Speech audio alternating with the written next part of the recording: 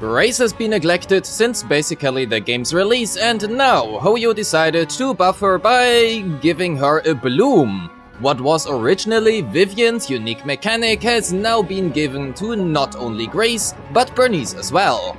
And with a bloom, she also got new skills and a new playstyle, and you know what that means. So today, let's talk about her new and updated kit and how she plays her best weapons, disk drives and disk drive sets, her main substats, her teams and Mindscapes, and lastly, let's also talk about her pros and cons.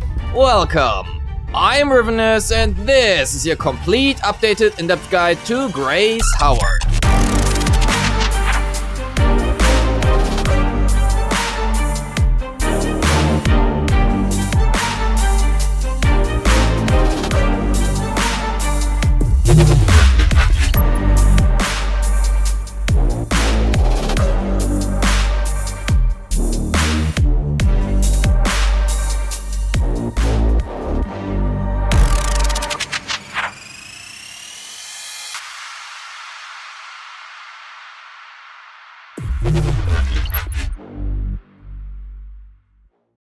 Grace is an electric anomaly agent, and with her being able to take either the role of the on-field carry or the one of a sub-DPS, that also means she faces heavy competition with Yanagi. But while Yanagi is disorder focused and the buffs and changes to her nearly all of her skills, Grace is now able to be much better as an on-field carry for heavy and frequent bloom procs.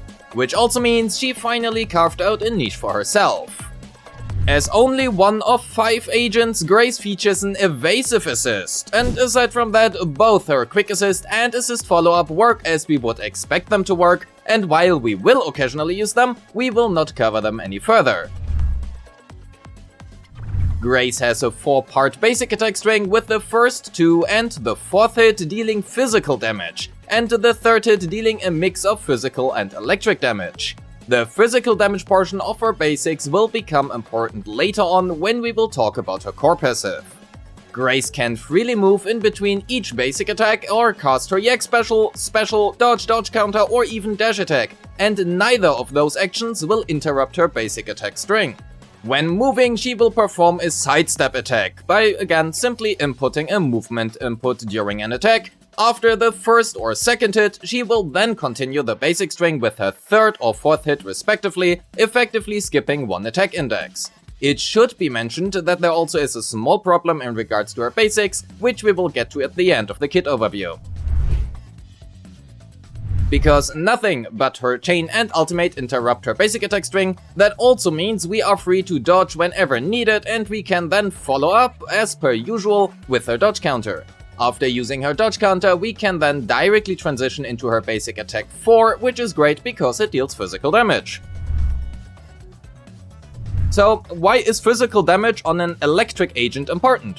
Well, whenever Grace deals physical damage with her basics or dash attack, she will gain 1 stack of zap, which are as per usual indicated right below her HP bar, and zap is kept at a maximum of 8 stacks. Then, if Grace has 8 stacks of zap, the next use of her special or EX special will consume all of her stacks and increase the inflicted anomaly buildup of the skill by 130%.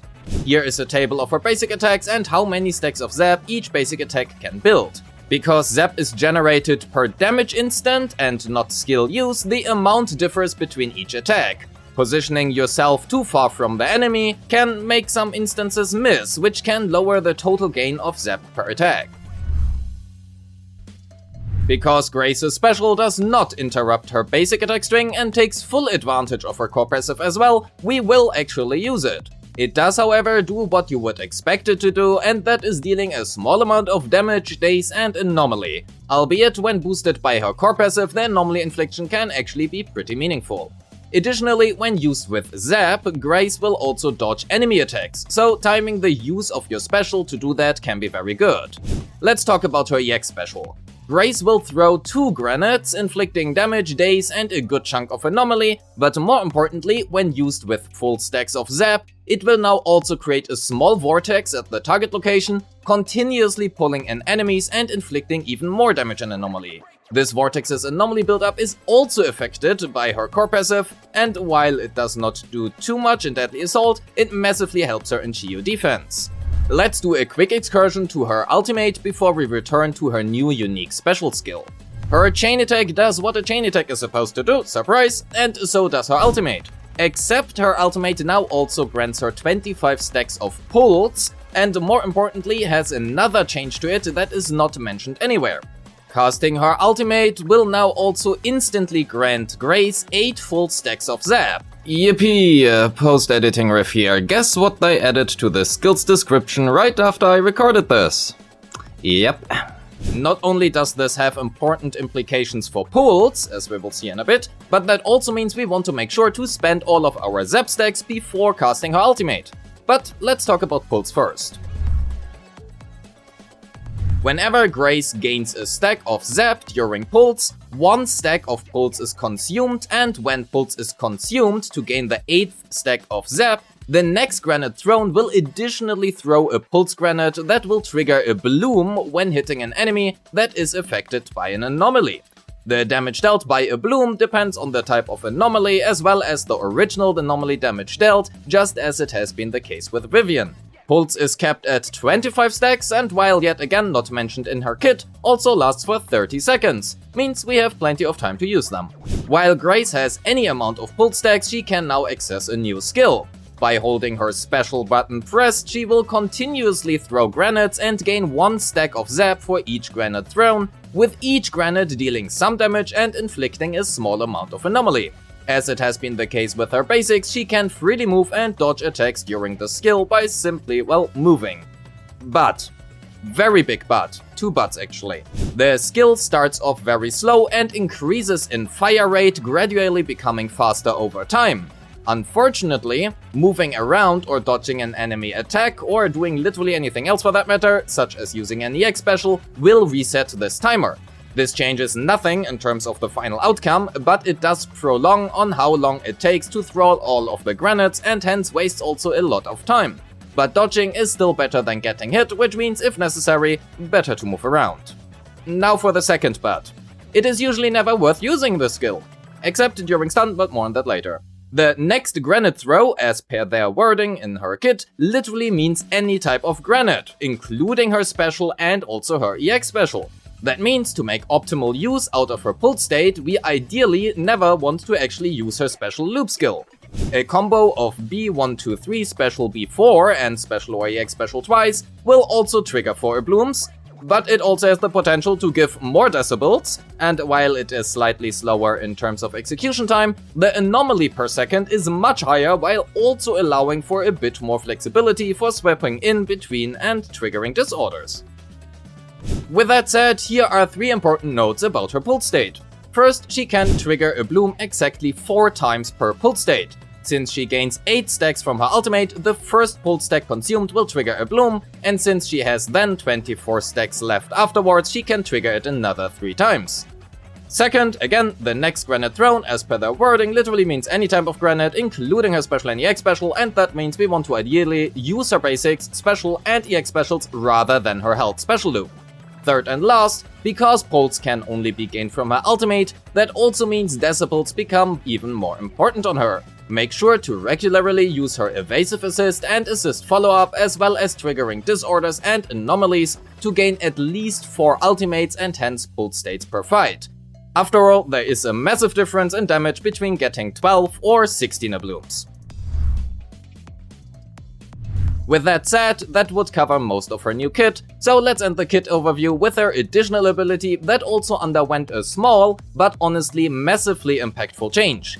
Her additional ability requires now either an agent of the same faction or attribute, just as it has been before, or now also an anomaly agent, which is massive because that means we now actually don't have to run Yanagi or Rina to get her additional passive.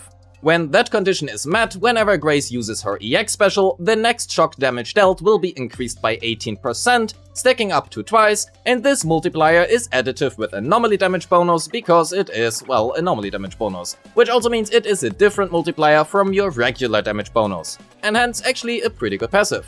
Grace's game plan at a baseline is actually very simple. Press basic attacks and dodge until 8 stacks of zap, then press special. If her ultimate is available, use it, then continue playing just like before, basics, specials and EX specials. While slightly less ideal, simply holding down her special can do the trick as well, however. And that is effectively it.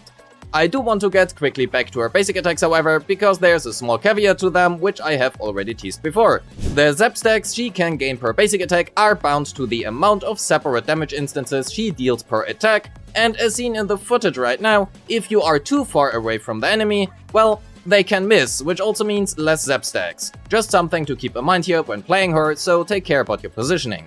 Most of Grace's damage comes, unsurprisingly, from her Anomaly and Disorder procs, but now also her Blooms, which are displayed as core in this chart because I'm too lazy to change this from Vivian. Because of this, our skill priority will be core, EX and ultimate into basics, and lastly assist and dodge. We can leave her assist and dodge at level 1, but because anomaly teams are usually lacking days, leveling them solely for that purpose alone can be already a good choice. Decide based on your own discretion, based on your available investment. Let's talk about her combos.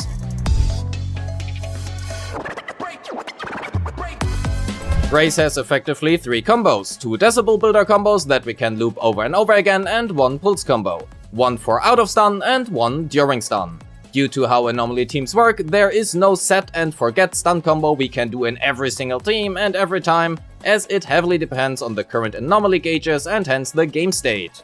But let's begin with our first builder combo. We start off with 3 basic attacks, then cast our special or our EX special if energy is sufficient, followed by her basic 4 and then again special or EX special. The first 3 basics will give us full zap, which we then consume using her special or EX special, and her last basic will give us full 8 stacks as well, which we then consume again. Whether you are doing basic 1, 2 or 3, or you are doing a sidestep attack instead, does not really matter, as they all provide either 3 or 5 stacks, and regardless of how you mix and match them, you will always have 8 stacks at the end.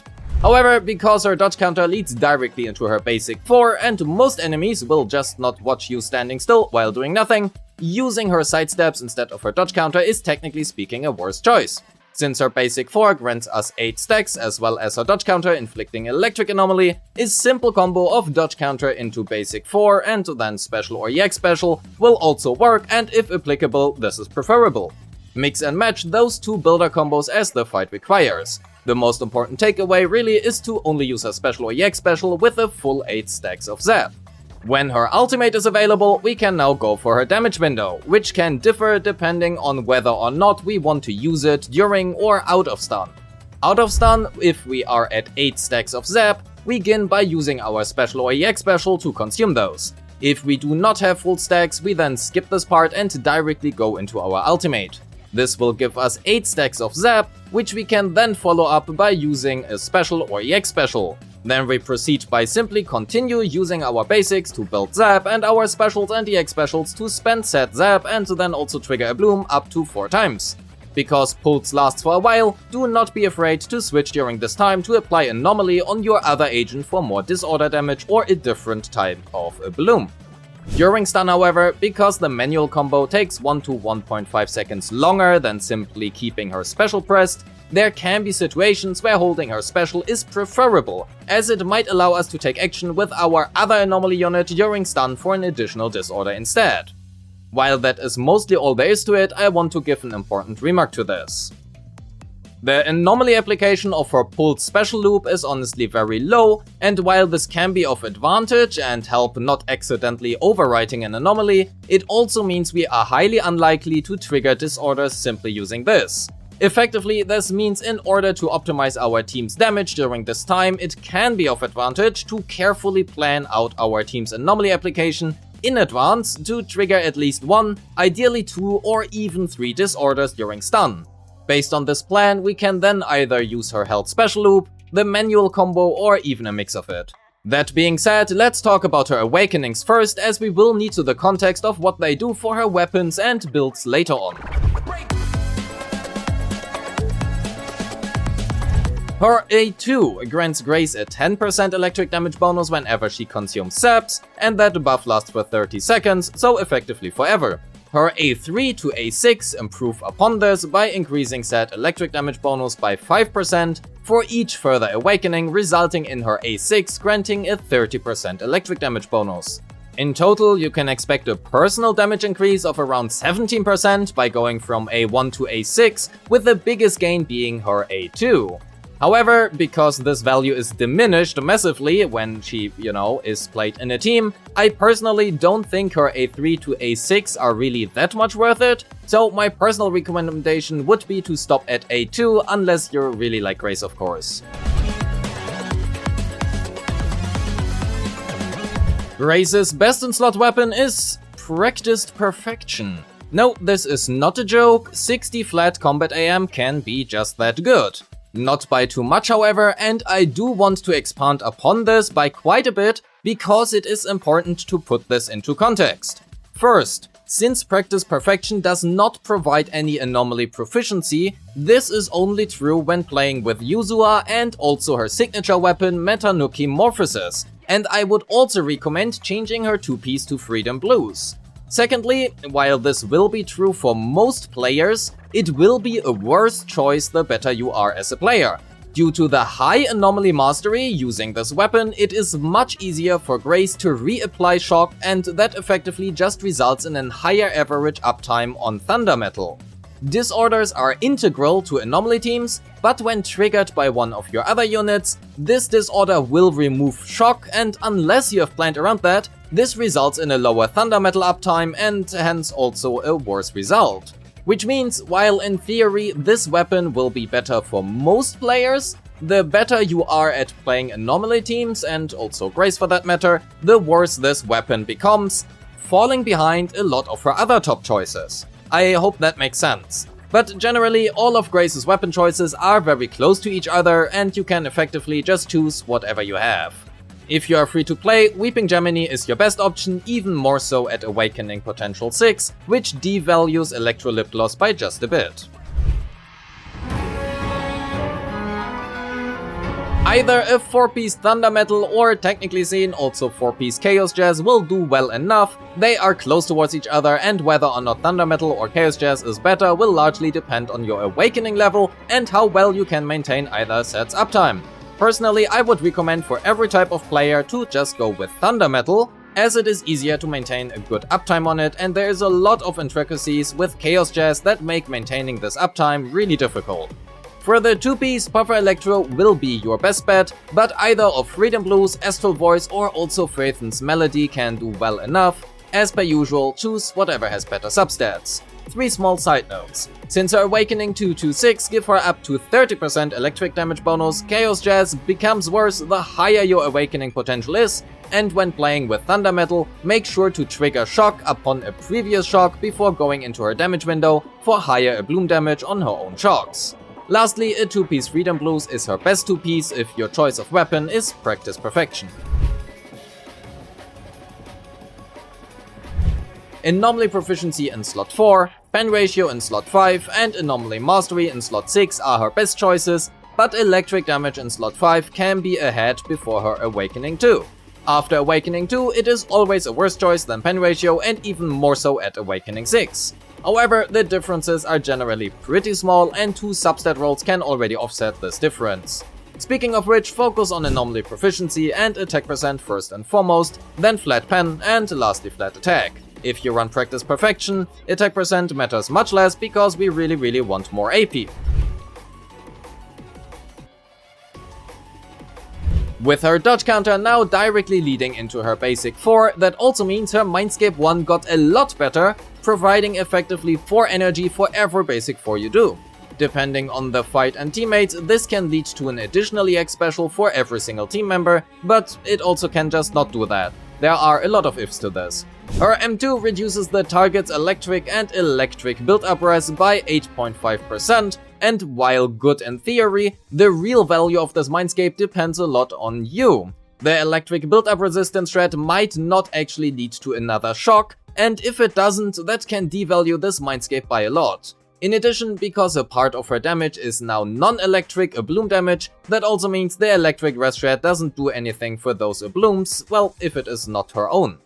Her M3 and M5 might as well not exist, and her M4 can lead to additional EX specials. Again, might or might not proc another shock, depends on you. Her M6 can be a surprisingly good damage gain, but there also isn't really much more to say about it.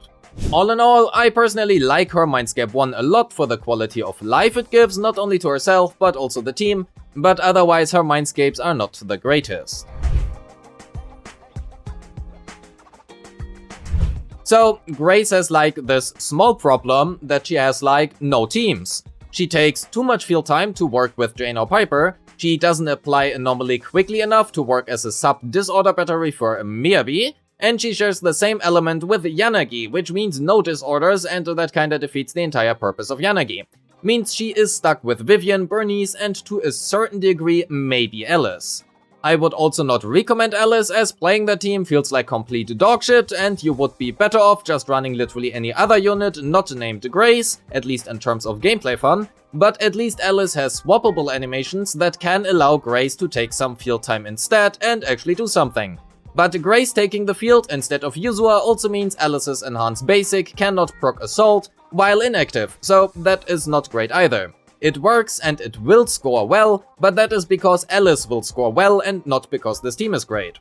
Bernice and Vivian are the best partners for Grace, and I personally felt like Bernice was better than Vivian. While Vivian can proc a great amount of her blooms due to the low energy cost of Grace's EX special and their frequent uses, Bernice is able to actually proc burn while off field, whereas Vivian cannot. Yes, Vivian can proc it using her feather blooms while inactive, but her DOT cannot proc it while either inactive or off field.